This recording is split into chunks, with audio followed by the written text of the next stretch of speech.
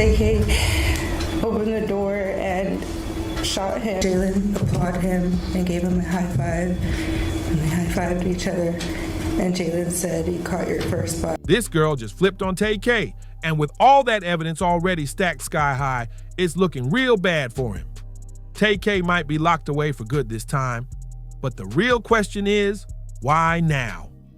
After all these years, with no way out, his time's officially running out. And unlike before, there's no ankle monitor he can snatch off and run with this time.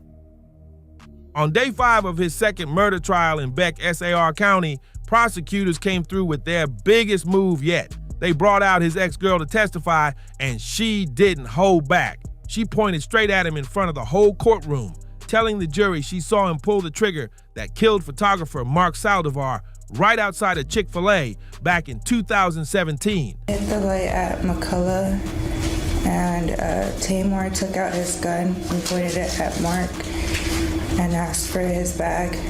Mark refused to give him the bag, so they all started. Just 8 words. That's all it took to possibly end it all for him. Joanna Reyes broke down crying on the stand as she told the story. She said Tay K, real name Tamar McIntyre, took what was supposed to be a regular photo shoot and turned it into a deadly robbery. The whole room went quiet as she walked everyone through what happened step by step, explaining how a simple session turned into straight-up tragedy. This ain't just a bad look for Tay K, it's a total shutdown. He's already doing 55 years for the 2016 murder of Ethan Walker. And now, this new testimony, it ain't just boxing him in, it's sealing the doors and tossing the key in the ocean. He's not even up for parole until he's done 27 and a half years on that first charge. And if he catches another conviction in this case, it's most likely life with zero chance of ever walking free again. He's only 24 and already facing a future where he might never see the outside world again. What made Joanna Reyes' testimony hit even harder was how detailed she got. She didn't just say Tay K was there.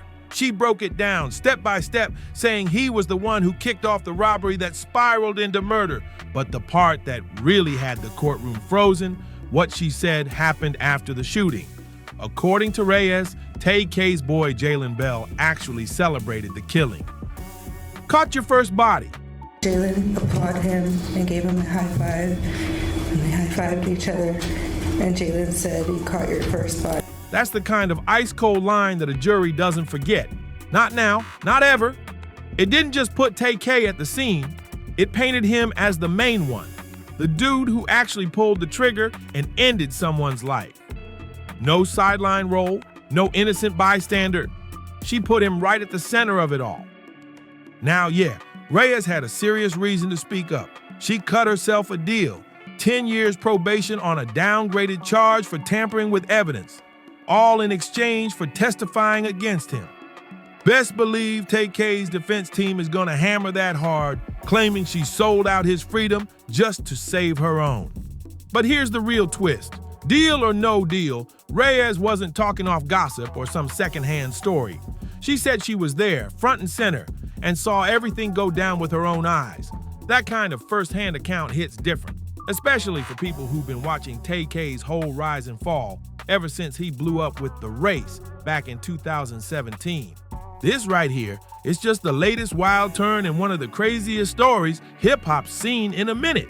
Remember when Tay K dropped that song while on the run, flexing next to his own wanted poster and bragging about slicing off his ankle monitor? Nobody saw it ending like this, not with courtroom tears, life sentences on the table, and old friends turning into witnesses. Looking back now, Tay K's decision to turn down that plea deal in February 2024 looks straight up wild. Nobody knows exactly what deal the prosecutors laid out, but one thing's for sure. It had to be way better than life without parole, which is what he's staring down now after Reyes laid it all out in court. What makes Tay K's whole story so tragic is just how young he was when everything spiraled. He was only 16 when he got caught up in that home invasion that ended with Ethan Walker's death. Then after being put on house arrest, he straight up cut off his ankle monitor at 17 and dipped. While on the run, he allegedly caught his second murder charge. It was like watching someone throw their whole future out the window before they even had a chance to live it. By the time the U.S. Marshals tracked him down in New Jersey on June 30th, 2017, his fate was pretty much locked in, even if nobody knew how deep it really went at the time. Reyes in tears and in her own words described to jurors how a day that started as a planned photo shoot turned deadly. Reyes says at the time Tamar McIntyre referred to her as his girlfriend and had asked for help in finding a photographer. She knew Mark Saldivar through Instagram and reached out to him for his help. She picked him up along with McIntyre and his friends Jalen Bell and Jeremiah Rodriguez, all in the same car. Saldivar asked if he could reschedule and if they could give him a ride to North Star Mall, which she agreed. But then she says everything took a turn. Tay K, born Tamar McIntyre, wasn't just another kid from the streets. He had something special. That raspy voice, his gritty flow, the way he told his story through music. The Race hit number 44 on Billboard and went platinum. And he dropped it while literally on the run from a murder charge. Even now, with him deep in a decades-long sentence, maybe even a lifetime behind bars, he's still pulling nearly 3 million monthly Spotify listeners. That's the crazy twist. Fame off infamy. His name blew up because of what he did outside the booth, but the music always had real talent behind it. His uncle once said Tay K could have been one of the biggest if he just stuck to the studio. To really understand how a kid with star power ended up facing life without parole at just 24, you gotta look at where he came from. Tay K was born in Long Beach, California on June 16, 2000, right into a world already tangled up in gang life. Both his parents were deep in the streets, and from day one, chaos surrounded him. His childhood, it was a mix of foster care, street influence, and instability at home. After his dad got out of prison, things reportedly got worse, with some saying he was abusive. So while most kids were figuring out school or sports, Tay K was learning survival, and in his world, that meant the streets. By the time he was 14 or 15, he was already living that life heavy, running in the streets and making music with his crew, the Daytona Boys. He would have been a good soldier because he likes the contact, he likes the tactical stuff. He's very intelligent. He's very smart. He's very articulate. I don't know what people or what social media think of him, but he's a smart kid. If he was able to do that at 14, 15, imagine now. Imagine. So if you take that time capsule away and that never happened, how far would he be right now in the music industry? He came out with the Playboy Cardis, the XXXTentacions. He was the leader of that SoundCloud. So imagine now what he'll be probably, and I mean, this, like I said, there's no hit to anybody else, but he'll probably be leading a young school like NBA Youngboy, probably way above that situation. Lil Durk, probably with young Lil Baby, all them. He'll be up there with them. You know what I'm saying? Because I saw his talent. I hear his music. I hear his unreleased. I talk to him. He reads. He's getting into a mode of more maturity. So it's like, I just, I pray for him every day, and I pray for his mentor, and I pray for my sister. So, one day they can reunite. But trouble came fast. The first real red flag hit on New Year's Day, 2016. That's when one of his Daytona boys, Santana Sage, allegedly shot and killed college student Sarah Muchlechner after a road rage situation turned violent. Even though Tay K was in the car that night, he didn't catch any charges as a minor. But his Daytona boys partner, Santana Sage, he got hit with 44 years for that murder. Just 6 months later, everything changed for real. On July 26, 2016, 16-year-old Tay K got involved in a home invasion in Mansfield, Texas, a robbery that ended with the death of 21-year-old Ethan Walker. Tay K didn't pull the trigger that night, but under Texas's party to an offense law, if you're in on the robbery, you're just as responsible for the murder that follows. And with that, he was charged like he pulled the gun himself. While waiting for trial, they put him on house arrest. But Tay K had other plans. He cut off his ankle monitor and disappeared into the wind. That move would end up being the one that sealed his fate. While on the run for 3 months, things got even worse. He allegedly committed another murder, this time shooting photographer Mark Saldivar during a robbery attempt. And in the middle of it all, he recorded The Race, the track that would blow up his name. The crazy part? He used the song and music video to flex his fugitive status, rapping about cutting off his monitor, ducking the law, and even posing next to his own wanted poster. When U.S. Marshals finally caught him in June 2017, Tay K had already become a legend in rap, not just because of the music, but because of how boldly he lived out the story behind it. The race went viral, hit platinum, and had fans everywhere hooked on the drama. But now, 7 years later, all of that clout is crashing down. His second murder trial is heating up, and with his ex-girlfriend testifying that he was the one who pulled the trigger on Saldivar, the real price of those choices is coming into full view, and it's looking lifelong. The kid who could have been one of hip-hop's biggest stars is now staring down life behind bars, with all that raw potential left to rot. Tay K had the voice, the energy, the presence, but instead of world tours and chart toppers, it's prison walls and case files. His rise got cut short before it even had a chance to really start. Online, fans still go back and forth about his legacy. Some lock in on the music, how fire his verses were, how unique his sound was. Others can't ignore the weight of the crimes he's accused of. One person wrote, "The most unfortunate part about all of this is if you listen to Santana World, Tay K had immense rap talent and energy, but for some reason, he felt he actually needed to hurt and murder people. Sad story." Another fan called him a generational talent, pointing out how just a handful of songs managed to shake up the entire game. That what could have been energy is everywhere. It's not just about the music, it's about the mess behind it. People feel torn, recognizing his talent, mourning the waste of it, and still not forgetting the serious pain caused to victims and their families. He was just there. He was a minor there. He was influence heavy. We all know that he didn't pull that trigger. So I think the guy who did got 20 years, and then my nephew got 55 because I think it was the mockery of the judicial system. Right. The song he made, and I remember what the judge told him when I was there when he first got here. So it's like I knew why that judge, he felt that way because Texas is hard on their criminals, especially African American. So I believe that stuff happened in California, he would have been out already. But in Texas, it's different. Hip-hop's always had deep roots in the streets. Artists spitting real-life struggles, pain, and survival. But Tay K's situation, that took it to a whole different level. His music didn't just reflect the streets, it was made in the middle of it. He recorded The Race while literally on the run from murder charges, rapping about his fugitive status while dodging U.S. Marshals. It was raw, unfiltered, and real in the most dangerous way. Since getting locked up, there have been reports that Tay K started to mature. His uncle said he's been reading more, trying to grow and sharpen his mind. But even with signs of change, Joanna Reyes' testimony, putting him on the scene as the shooter in Saldivar's death, makes any shot at redemption look real slim right now.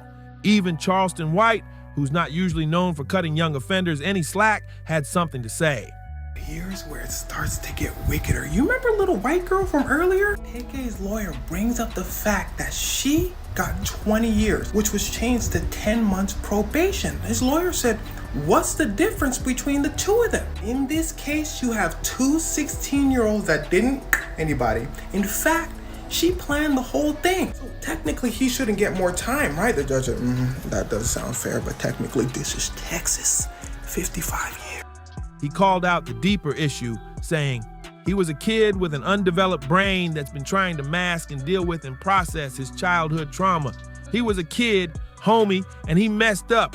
It cost somebody their life, but he don't deserve 55 years for what he got 55 years for. Now, whether folks agree with Charleston or not, he touched on something real. Tay K was just 16 when all this went down. At that age, your brain's still wiring itself together, especially the part that controls judgment and impulse. That doesn't wipe away the crimes, but it does make the situation more complex. The walls are closing in, and Tay K is right in the middle of it, sitting in that Besar County courtroom, watching his ex-girlfriend break down how he allegedly shot and killed Mark Saldivar. This moment isn't just another trial day, it's the climax of a years-long spiral. The justice system didn't come fast, but it came relentless, step by step, locking in tighter every time. It all started with that 2016 home invasion. Then came the run, cutting the ankle monitor, dropping The Race, getting caught. The first murder conviction came next. And now, He's back in court again for a second murder case that could shut the door on his freedom forever. Reyes, in tears and in her own words, described to jurors how a day that started as a planned photo shoot turned deadly. Reyes says at the time Tamor McIntyre referred to her as his girlfriend and had asked for help in finding a photographer. She knew Mark Saldivar through Instagram and reached out to him for his help. She picked him up along with McIntyre and his friends Jalen Bell and Jeremiah Rodriguez, all in the same car. Saldivar asked if he could reschedule and if they could give him a ride to North Star Mall, which she agreed. But then she says everything took a turn. On day 5 of the trial, Joanna Reyes stepped up, and what she said might be the hardest hit yet to Tay K's already fading chances. She wasn't some random witness. She was the driver during the robbery. He hit the light at McCullough, and Tamor took out his gun and pointed it at Mark and asked for his bag. Mark refused to give him the bag, so they all started hitting him. And his ex-girl, someone who was right there when it all went down.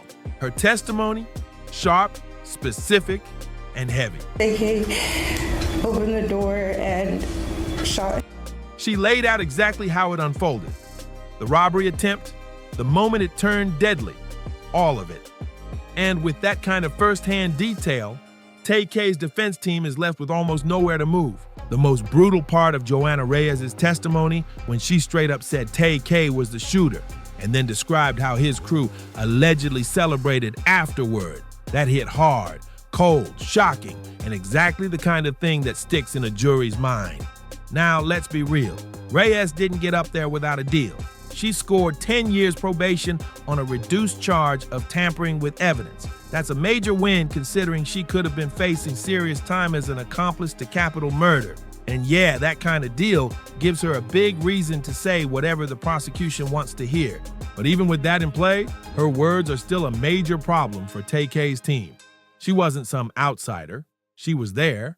She knew him, dated him, rode with him. And the details she gave?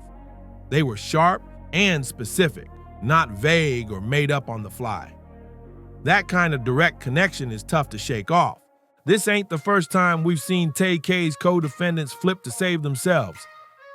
It happened in his 2016 case too. People who were facing serious charges turned around and cooperated to get lighter sentences. The pattern is clear. In fact, one of the female co-defendants in the Ethan Walker case walked away with just probation, while Tay K got slammed with 55 years, and neither of them even pulled the trigger. For Tay K, turning down that plea deal back in February 2024 might go down as the biggest misstep of his life. Whatever the DA was offering back then, it almost definitely wasn't as heavy as the life without parole he's now staring straight in the face. That gamble on a trial? It's looking more and more like a bad bet with no way to win. Now it's up to his legal team to try and shake Reyes' testimony, and they're gonna go hard at that plea deal.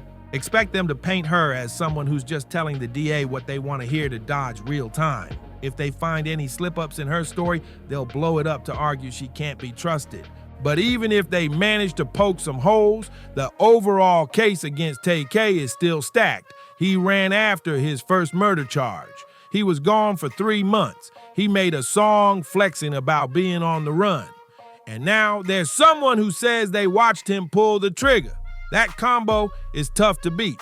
Unless something wild happens in court, a conviction seems almost certain. Reyes says she was in fear to reach out to police after the shooting because she says McIntyre threatened to kill her and her family. As for the backpack with Saldivar's thing, she said that Bell and McIntyre took off with it. Reyes was offered a plea deal in exchange for her testimony for 10 years probation on the lesser charge of tampering with evidence, which the defense says is a big reason why she said what she said on the stand today. And the worst part? He's only 24 but has already spent most of his adult life locked up. Tay K's been behind bars since he was 17, while other people were figuring out life, building careers, relationships, finding independence. He's been stuck in a cycle of courtrooms, cells, and controlled routines. The charges Tay K is facing are no joke. And if he really did what's being alleged, there's got to be accountability. But the kind of accountability being talked about here, spending 60+ years locked away until he dies in prison, That opens up big questions about justice, second chances, and what prison is really supposed to do, especially when we're talking about crimes committed by someone who was still a minor. Tay K's uncle has spoken out on this before, saying the system came down extra hard on his nephew, and that race definitely played a part in how Texas handled his first case. In that one, Tay K wasn't even the shooter, but he still got 55 years. That claim of bias struck a nerve with a lot of people watching from the outside. But this second case, it hits different. If the jury believes Reyes' testimony that Tay K himself pulled the trigger, it's a whole other level. At that point, it's not about being caught in the mix. It's about being the one who took a life. And once that line gets crossed, even his age or the broken system he came from becomes a way harder sell for leniency. As the trial pushes forward, it's clear that the grip is getting tighter. There's no sign of a last-minute twist, no dramatic save coming through the doors. Now, at just 24, Tay K's story looks close to its final chapter. Not in music, but in the justice system. What started as a troubled teen with undeniable talent is ending with him becoming a permanent inmate. And for fans still bumping the race and arguing about his legacy online, it's a hard truth to face. That bold, raw energy he brought to the mic, it's still pulling in nearly 3 million monthly listeners on Spotify, even as the man behind the music may never walk free again. His name lives on in hip-hop culture, but his freedom, that might be over for good. If he's hit with life without parole, Tay K becomes part of a chilling stat. Over 50% of the world's juvenile lifers without parole are sitting in U.S. prisons. That's wild. A 17-year-old facing the kind of punishment that most other countries don't even allow for adults unless the crime is extreme beyond belief. So what do you think about it all? Was justice served, or is the system broken? Drop your thoughts in the comments, hit that like button, and don't forget to subscribe for more deep dives just like this. Catch you in the next one.